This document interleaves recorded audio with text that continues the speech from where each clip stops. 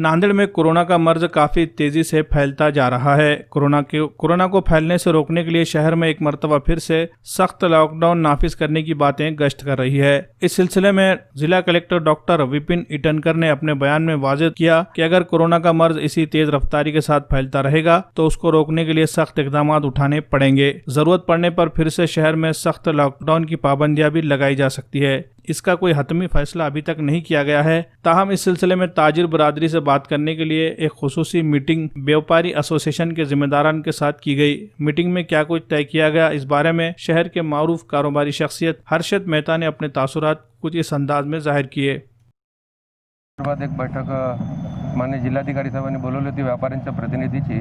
जवळपास 40-50 संघटनेचे पदाधिकारी इथं आले होते। मुळात चिंता आहे की ज्या पद्धतीने आपल्याकडे रुग्ण वाढत आहेत त्याच्यासाठी आपल्याला काय उपाययोजना करता येईल, जी बंधनं लादली गेली होती ती प्रभावीपणे राबवल्या जात आहेत की नाही ते त्यांनी विचारलं। त्यानंतर जर गरज पडली पुन्हा लॉकडाऊनची तर मानसिकता काय असेल आणि याला थांबवण्यासाठी आपण काय करावं, तर यासाठी त्यांनी एक 5 दिवसाचा एक अभिनव प्रयोग सुरू केलेला आहे। पॉझिटिव्ह अभियान सुरू करतायत। 5 दिवसासाठी परत एकदा ते ऑब्झर्वेशनमध्ये ठेवतील। व्यापाऱ्यांनी आपल्या दुकानामध्ये इथं ज्यावेळेस ग्राहक येतात त्यावेळेस मास्क वगैरे कंपल्सरी घालणं करावं। 5च्या पेक्षा जास्त येऊ देऊ नये आणि गर्दी होणार नाही याची काळजी घ्यावी, एवढी जबाबदारी। त्यासोबतच रस्त्यावर जी गर्दी होते त्याच्यासाठी आम्ही व्यापाऱ्यांनी विनंती केली की जे रस्त्यावरचे हॉकर्स आहेत त्यांना आपण पर्यायी जागा दुसरी दिली मेन रोड सोडून तर अर्धा ट्रॅफिक शहराचा कमी होऊ शकतो।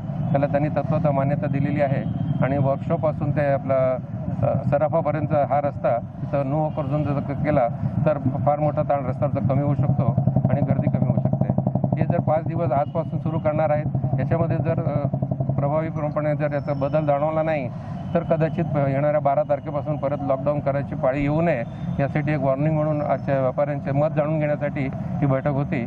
आणि मला असं वाटतं की व्यापाऱ्यांनी सुद्धा त्याला प्रतिसाद दिलेला आहे, सकारात्मक प्रतिसाद दिला आहे, कारण त्यांना सुद्धा याची भीती आहे आणि स्वतःच्या जीवाची त्यांनाही काळजी आहे। त्यामुळे अशा प्रकारचे काही अघटित घडलं तर दुकानंसुद्धा कदाचित 1 महिन्यापर्यंत बंद ठेवावे लागतील अशी भीती आहे। त्यामुळे हे प्रकार होऊ नये आणि आपल्या शहरामध्ये जसं पूर्वी 1 महिन्यापर्यंत कुठल्याच प्रकारचा त्रास नव्हता तो पुढे होऊ नये या दृष्टीने सर्वांनी मिळून प्रयत्न करणे गरजेचं आहे। त्याला व्यापाऱ्यांनी सकारात्मक प्रतिसाद दिलेला आहे।